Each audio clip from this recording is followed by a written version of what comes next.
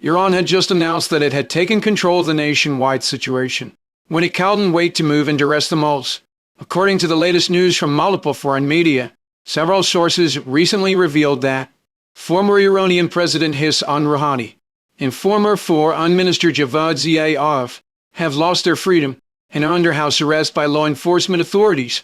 It is reported that Rouhani served as Iranian president from 2013 to 21, and Zarif served as foreign minister during the Rouhani's administration, later becoming vice president in charge of strategic affairs.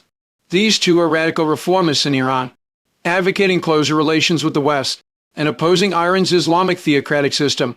Therefore, conservatives within Iran have repeatedly accused them of being traitors.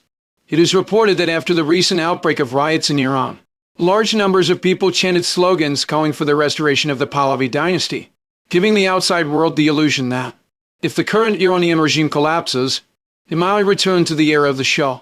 However, the younger Pahlavi has been away from Iran for decades, and has basically no influence in the country. In fact, the only opposition force truly capable of taking over the Iranian regime is the opposition led by Rouhani. Therefore, if the news that Rouhani and Zarif are under house arrest is true, then it would be a major escalation signal of the internal struggle in Iran, indicating that Iranian conservatives regard Rouhani and others as agents inciting the riots in Iran, believing that Rouhani and Zarif colluded with the United States and Israel in an attempt to launch a regime-change operation in Iran.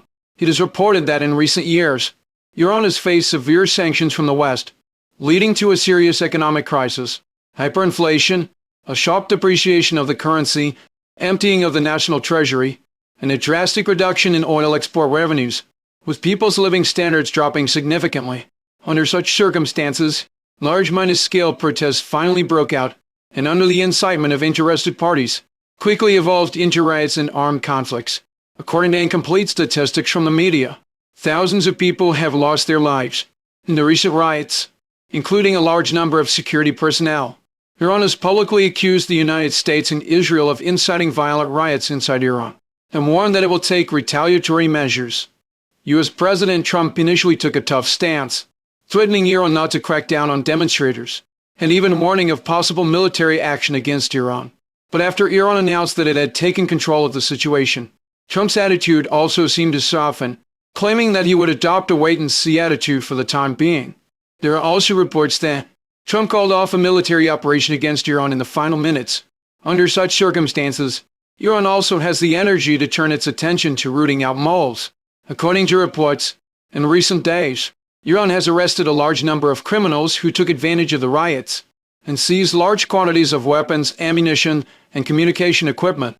But the outside world has noticed that Iran's campaign to round up mullahs seems to be limited to the grassroots level, and has not involved any high-level figures.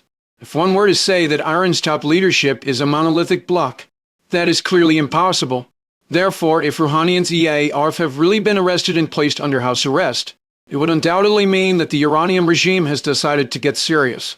From all perspectives, Rouhani is a more suitable agent for Western interests than the Pahlavi family. But it must be emphasized that, although Rouhani and Zarif have not appeared in public or made any statements for many days, Iranian officials have so far not confirmed the news of their house arrest. Once it can be confirmed that Rouhani and Zarif are under control, it will undoubtedly signal that Trump's regime change plan has completely failed. It should be noted that in recent times, the U.S. president has repeatedly incited the escalation of riots in Iran, and called on the Iranian people to overthrow the regime. But at the most critical moment, Trump called off the U.S. military operation, which is equivalent to betraying Iran's opposition. For the United States, this is actually nothing new. But for those Iranian opposition members who believe Trump's promises, it is undoubtedly like the sky falling.